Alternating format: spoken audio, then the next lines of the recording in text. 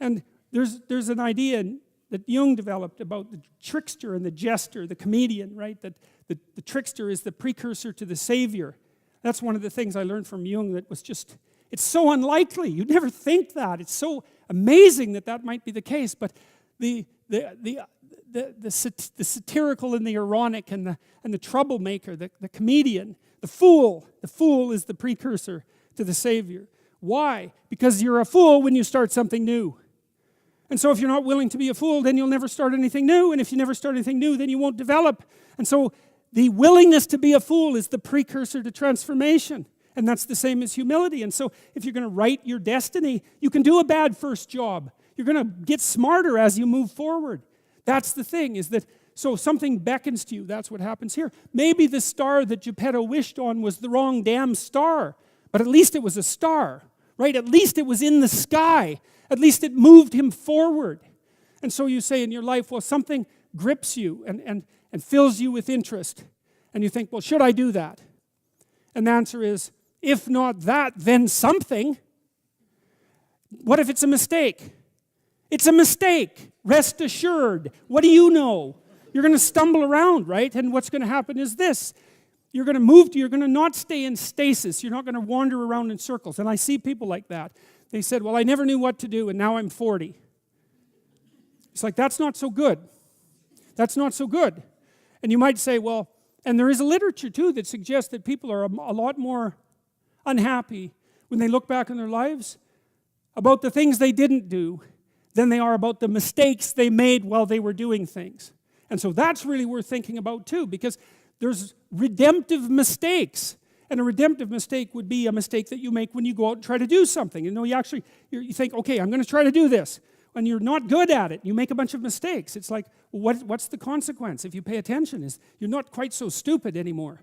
That's the thing, is you've been informed by the results of your errors. And so what happens is you follow the beacon, you follow the light.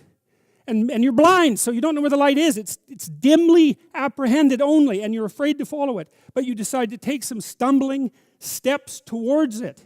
And as you take stumbling steps towards it, you become illuminated and enlightened and informed because of the nature of your experience, because you're pushing yourself beyond where you are, and you're going into the country that you have not yet been in, and you learn something. And so what happens then is the star moves. You move 10 feet towards it, and you think, no, that's not right. I didn't get it right. It isn't there. It's actually there. And so then you see it somewhere else, and you shift yourself slightly, and you move forward. And that's what happens, is that you continue as you change. The thing that guides you forward moves, right? It's like God in the desert in Egypt, the pillar of light that you're following. It's moving. It's not a permanent thing. You move towards it, it moves away, it guides you forward.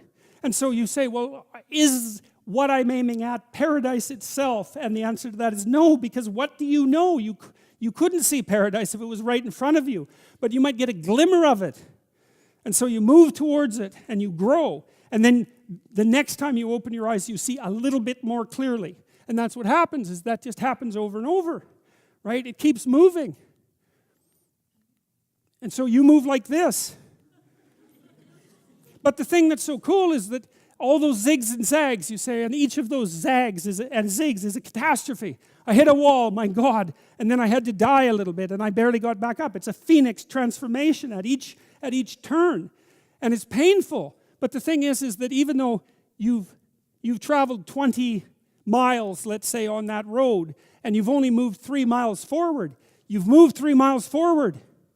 Instead of falling backwards, because that's the thing too, is that if you stand still, you fall backwards. You cannot stand still, because the world moves away from you if you stand still. And there's no stasis, there's only backwards. And so if you're not moving forwards, then you're moving backwards. And that's more of the underlying truth of the Matthew principle. To those who have everything, more will be given. From those who have nothing, everything will be taken. It's a warning. Do not stay in one place. Well, as you zig and zag, maybe the cataclysm of each transformation starts to lessen. There's not so much of you that has to die with every mistake. And maybe you end up oriented at least reasonably properly.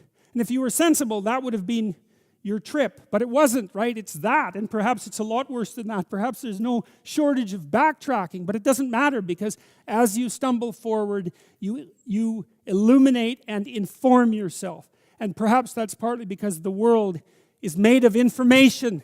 And if you encounter it and tangle with it, then it informs you. And then you become informed. And then you're in formation. And then you're ready.